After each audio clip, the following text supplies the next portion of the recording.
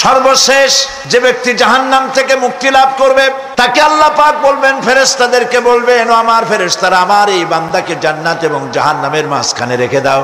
জান্নাত এবং জাহান্নামের মাঝখানে লোকটি যখন থাকার জায়গা পাবে, সে জান্নাতের দিকে তাকায়া দেখবে আর কাঁদতে থাকবে। আল্লাহ পাক জিজ্ঞেস করবেন, বান্দারে, যুগের পর যুগ ধরে জাহান্নামে কেঁদেছো, আমি রব্বুল আলামিন জাহান্নাম মাফ করে দিয়া জান্নাত জাহান্নামের মাঝখানে রেখে দিয়েছি, আযাব থেকে তো বেঁচে গেছো, এখন কান্দো কেন? লোকটি বলবে, রব্বুল আলামিন কান্দি এই কারণে, জাহান্নাম থেকে মাফ করেছো, তোমার শুকরিয়া আদায় করি। জান্নাত তো আমার কপালে নাই, কিসমতে নাই, কিন্তু জান্নাত আমি এখান থেকে দেখতে পাচ্ছি, জান্নাতের সুঘ্রাণ আমার নাকে আসতেছে, কপালে নাই যাওয়ার।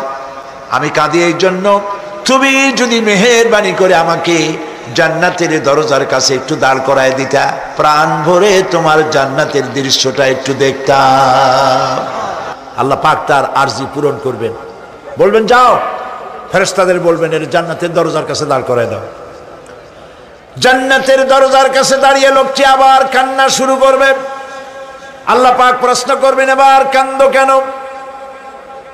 লোকটি বলবে, রব্বুল আলামিন কান্দি এই কারণে, জান্নাতের এই দরজায় দাঁড়ায়া জান্নাতের অফুরন্ত নেয়ামত কিছুই ভালো করে দেখা যায় না, শুধু অল্প জায়গা দেখি।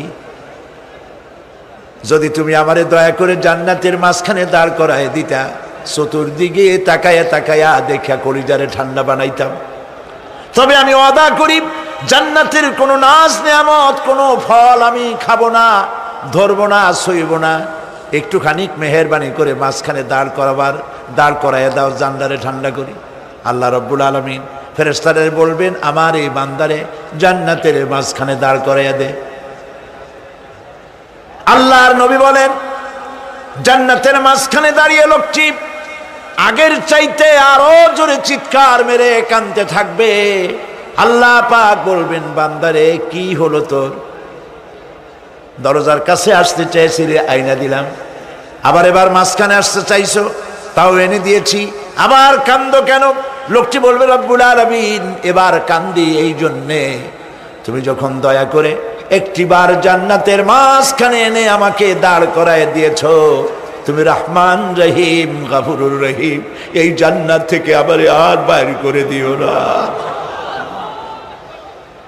আল্লাহ রাব্বুল আলামিন বলবেন, ও আমার বান্দারে, আমার এই জান্নাত তোর খুব পছন্দ হয়েছে নাকি? লোকটি বলবে, রব্বুল আলামিন কলিজা ঠান্ডা হয়ে গেছে, ভাবতেও পারি না এই জান্নাত এত সুন্দর। আল্লাহ পাক বলবেন, বান্দারে এরকম একটি নয়, দুইটা নয়, তোর জন্য আমি 10টা জান্নাত এরকম রিজার্ভ করে রাখছি।